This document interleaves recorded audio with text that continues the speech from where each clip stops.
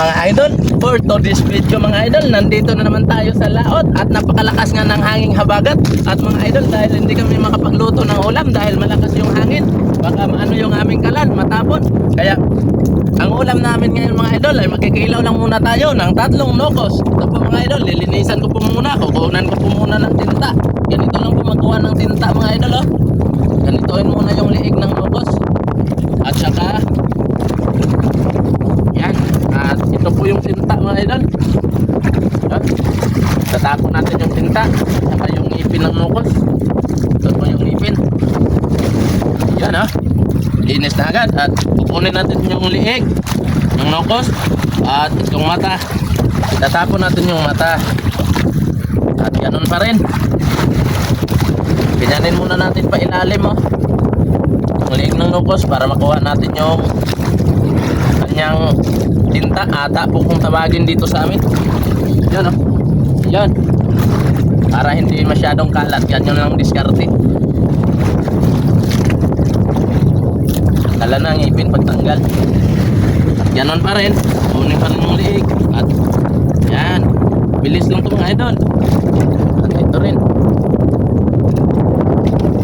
Ilaw tayo ng 3 piraso kasi hindi tayo makapagluto.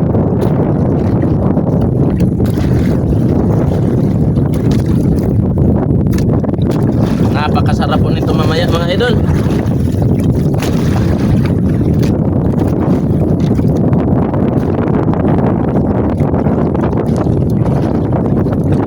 At anuhin ko na po mga idol.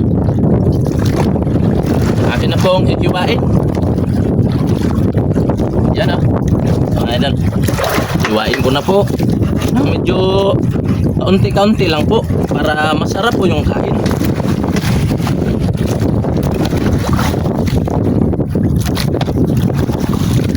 Ito po yung atay ng nokos. Pusit ba? Napakasarap po nito mga idol. Magkikilaw tayo. Yummy!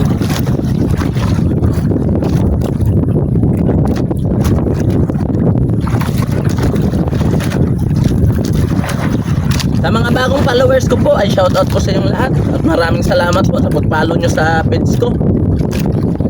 Ako po mga idol ay sumusuporta sa mga video nyo din. Kapag dumaan sa aking wall ay hindi ko po yan pinapalagbas. Malakas po tayong mag-engage sa ating kapwa content creator. Kaya huwag kayong mabahala mga idol. Kapag dumaan yung video nyo sa wall ko ay susuportahan ko po talaga agad. Ito mga idol, lalagay natin dito. Yan. Ito yung ating inilaw at ating hugasan para matanggal yung langsa. Yan, di ba mga idol? Ganyan po magkilaw mga idol, yung walang langsa ba? Para okay talaga pag walang langsa. Dito natin hugasan sa aming maliit na timba. Kasi medyo malalim-lalim. Hugasan muna natin yung plato. Lagay natin dito.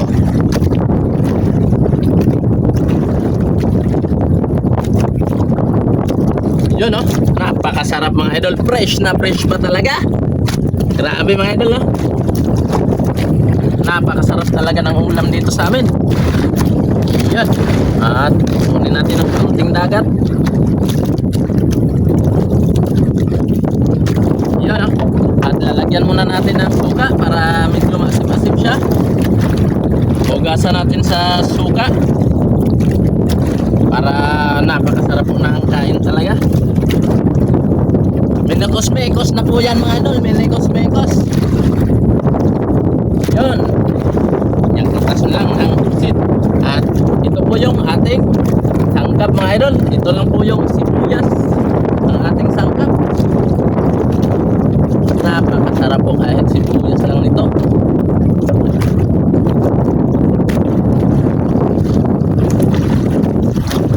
Yan. Yung sibuyas. At sili ba yung ito pa yung sili mga idol. Ating maliit-maliitin ano at hiwa. Ang bango ng sili. Parang napakaanghang nitong siling to ah. Wow!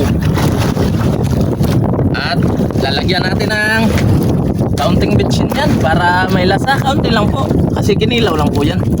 Yan. At kaunting asin.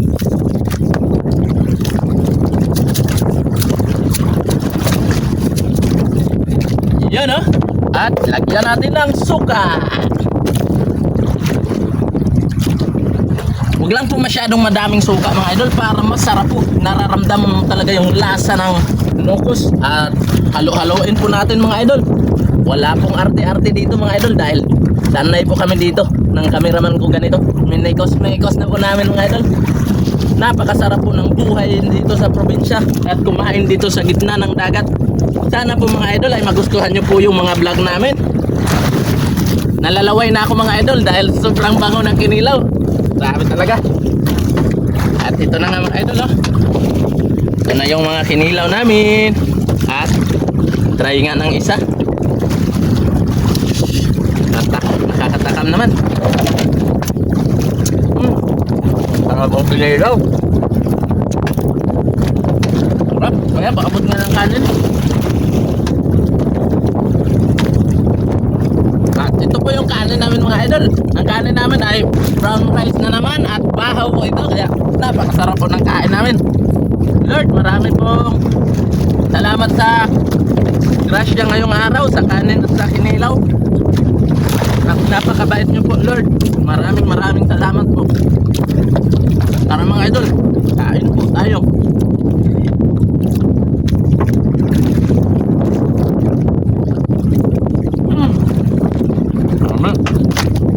Isang sibuyas at isang sili.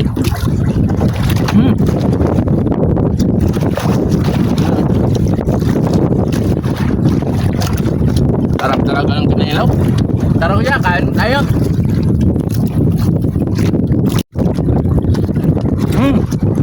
Sarap.